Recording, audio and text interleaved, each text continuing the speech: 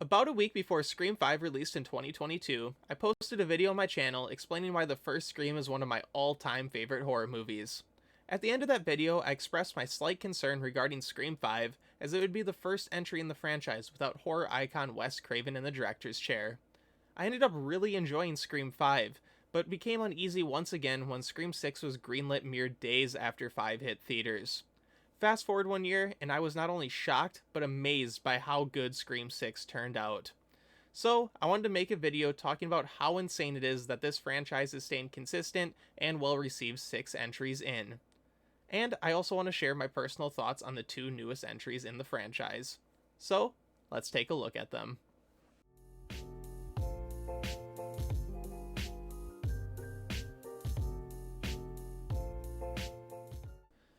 Now, the first thing I want to talk about is what made me want to make this video.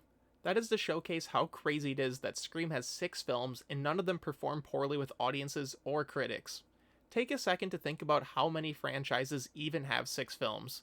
Pause the video if you need to. Now, try to think of franchises with 6 films that have a connected storyline. Once again, pause if you need to, but that already small number drops even more. So, that got me thinking, how have horror franchises and other franchises outside of the genre with at least 6 connected movies performed with audiences and critics? Well, I've pulled the data and want to show you what I found. I've taken the Rotten Tomato critic score, Metacritic critic score, IMDb user score, and Letterboxd user score, and charted the franchises out by their score out of 100 from each site. First, I'll show you the Scream franchise so you can see what I'm comparing them all to. As you can see, every single Scream movie has received positive reviews across the board except for Scream 3. Even still, most of Scream 3's scores are leaning slightly towards the high end of the yellow mixed score range. The main thing I want to point out is the strong consistency the scores show on their respective sites. As I start to pull up other franchises alongside Scream, it'll become more obvious that this is not the case for a lot of them, especially when it comes to critic scores. The first franchise I'm going to show next to Scream is Friday the 13th. As you can see, Friday the 13th was absolutely panned by critics. It does not get better even if you dive deeper into the franchise. Parts 8, 9, and 10 all have scores in the teens or lower on Rotten Tomatoes. This really didn't surprise me at all. I know Friday has its fans, but honestly none of them are that great. They're all slashers where you really just want to watch for the kills because the acting and stories are always highly questionable. The next one I'm going to show is another classic franchise, Halloween. I know Part 3 doesn't really have anything to do with the Michael Myers saga, but the franchise extends even beyond Part 6, so I thought I'd include this one. I've not personally seen all of the Halloween films, but Parts 5 and 6 must be pretty painful to sit through because those IMDb and Letterboxd user scores are some of the worst we'll see out of any franchise I selected. I found it very hard for any user review average score to drop below 40%. Since I covered Michael Myers and Jason Voorhees, it would only be right to include Freddy Krueger. The Nightmare on Elm Street franchise is another where I haven't seen many of them. We can see that Nightmare has some of the best scores we have seen so far. The scores do unfortunately get worse with every entry into the franchise.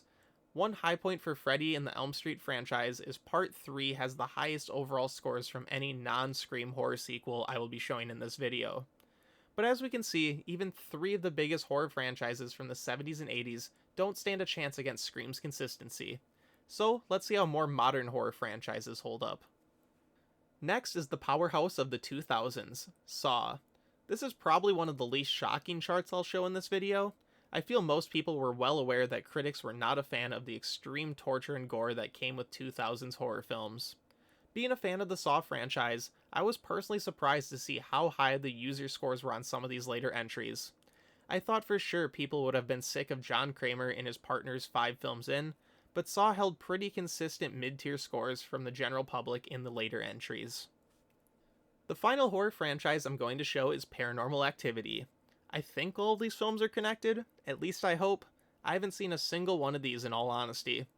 It's the only other modern franchise I could think of with 6 entries other than The Conjuring, which I don't want to count because it's mostly spin-offs and only has 3 main films. Paranormal Activity 6 sports the only negative user score that will be shown in this video. Also, it does have the least amount of positive reviews across the board. So, just by looking at some of the biggest horror franchises in history with 6+ entries, we can see that Scream is most likely the highest rated of them all.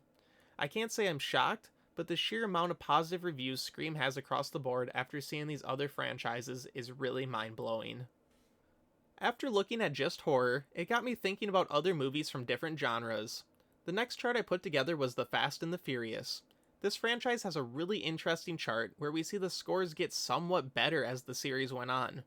Actually, every single movie past Fast 6 has been rated fresh on Rotten Tomatoes. I feel like it's very rare that a franchise starts off slow and gets better as it goes on, so this was a very interesting chart to look at. Moving on to another franchise that has slightly better scores is Rocky.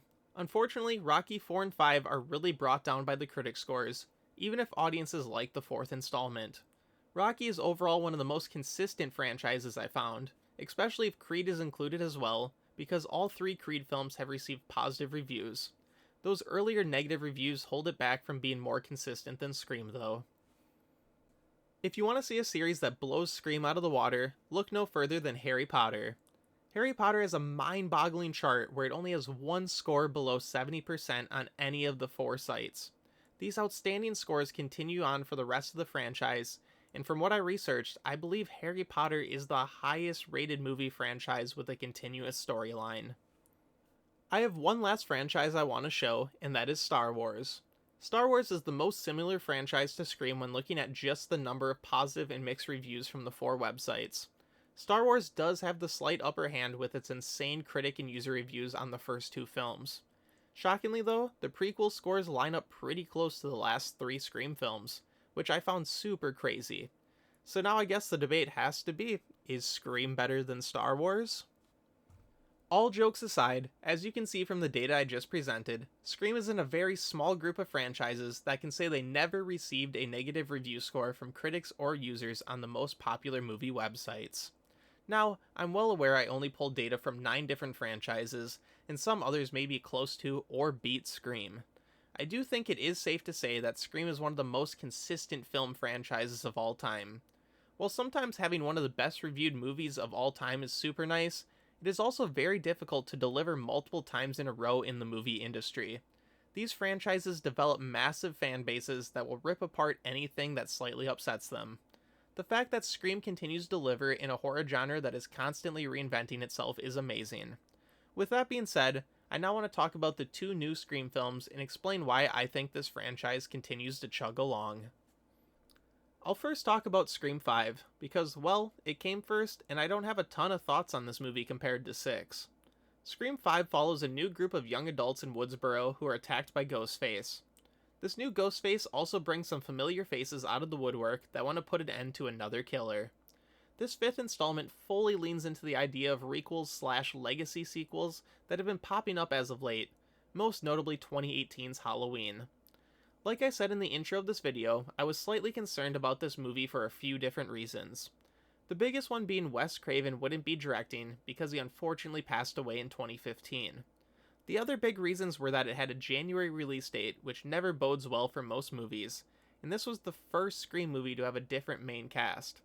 I had hope though because Radio Silence was leading the project, and I really enjoyed their previous film, Ready or Not. What we ended up getting was a very safe but fun 5th installment. Due to each Scream film being about a common horror trope of the time, the legacy sequel structure was a nice way to bring in new faces, while also providing the perfect amount of nostalgia from the returning actors. It does ultimately follow similar beats to the original movie. We are introduced to a bunch of new faces who all have similar suspicion levels, a few attacks happen, and the final scene takes place in the same location as the first movie. I felt this movie is propped up by Neve Campbell, Courtney Cox, and David Arquette, R.I.P. Dewey, return alongside my favorite Ghostface reveal since the first movie. Mikey Madison and Jack Quaid were so much fun at the end of the movie, and the motive of them being crazed superfans of the Stab movies was also a very topical choice with internet culture today. I personally had a hard time vibing with the new cast in Scream 5. Jenna Ortega as Tara and Jasmine Savoy Brown as Mindy were pretty fun, but I didn't care for Melissa Barrera as Sam or Mason Gooding as Chad. Not that either actor did anything wrong, but the writing for their characters felt really one-dimensional, and Sam's weird visions of Billy were my least favorite part of the movie. I also hated how nobody seemed to work at the hospital Tara was being kept at when attacks took place, but at least it was consistent with Scream 4's empty hospital ending. I ended up giving Scream 5 a 7 out of 10 and was happy to see the series back on the big screen. When the sixth installment was announced mere days after Scream 5's opening is when I began to worry once again. 1 year turnaround times on movies, especially horror, can spell very bad news. Just look at some of the franchises we looked at earlier for reference. So, when I walked into my local theater March 10th, I was optimistic, but also extremely nervous. Considering I'm making this whole video about Scream's legacy and staying power, it is safe to say people enjoyed Scream 6, myself included. I was actually blown away by Scream 6. I think it was my favorite theater watch since Everything Everywhere All at Once, and Scream 6 is my second favorite movie in the franchise. The biggest reason for that is the massive jump in story quality. While Scream 5 was good, it did just feel like it was running through a sort of Scream rehash formula. While Scream 6 sticks to the typical format of these movies, I felt the character development and world building was so much better. Big props to James Vanderbilt and Guy Busick for crafting such a wonderful script. I went from being lukewarm on the new characters to absolutely loving them. It was a big ask to make a Scream movie with Dewey dead and Neve Campbell unfortunately not returning due to contract issues. But by the end, I was just wanting more of the core four. The legacy additions of Courtney Cox and Hayden Panettiere as Gale and Kirby were welcomed, but that Ghostface baton was fully passed to Melissa, Jenna, Mason, and Jasmine by the end of the movie. Also, that opening was perfection. Samara Weaving was fantastic, and that switch up of having Ghostface remove his mask was interesting. I was thinking we may be getting a reverse Scream movie where we know the killer before the characters for a bit. I'm not upset we didn't, but it would have been a cool take on the franchise. Roger Jackson's delivery of who gives a fuck about movies into the title card was top notch as well. I think taking the franchise to New York was also a nice touch.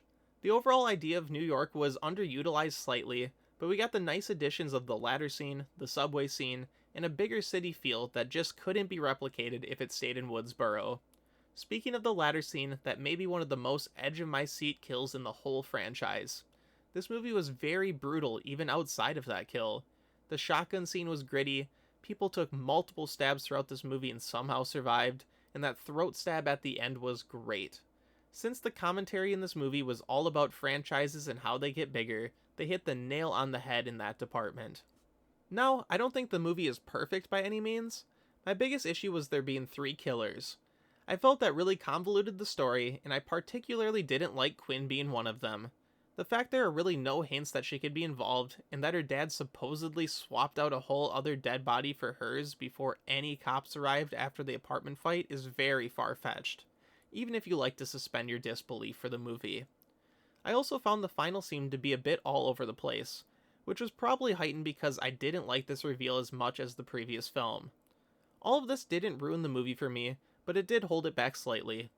Overall though, Scream 6 is one of the best slashers in recent memory, and it has the best pacing in the entire franchise. It sold me on the core 4, and I really hope they get to return for a 7th installment along with any remaining legacy characters. Radio Silence and crew absolutely did this franchise justice. So like the thumbnail of this video asks, is Scream the best horror franchise? I feel best is pretty subjective, but it's hard to deny that Scream is not only one of the most consistent horror franchises, but one of the most consistent film franchises of all time. Scream movies know what they are, have wonderful characters, and have crews of people that really care about the genre. Scream is a franchise that likes to reflect on horror and itself, so it developed this aura around it that has made it one of the staples of movie fans worldwide. I am really hoping Scream 7 is greenlit and we get to see the continued storyline of the core 4 and legacy characters. I'm very happy to say that Scream is my favorite scary movie franchise. I want to thank you for checking out my video. What are your thoughts on the Scream franchise? Do you enjoy the 2 new entries? Please let me know in the comments down below, and while you're down there, drop a like and subscribe to the channel. It all goes a long way in helping me out. Thank you, and have a good one, everybody.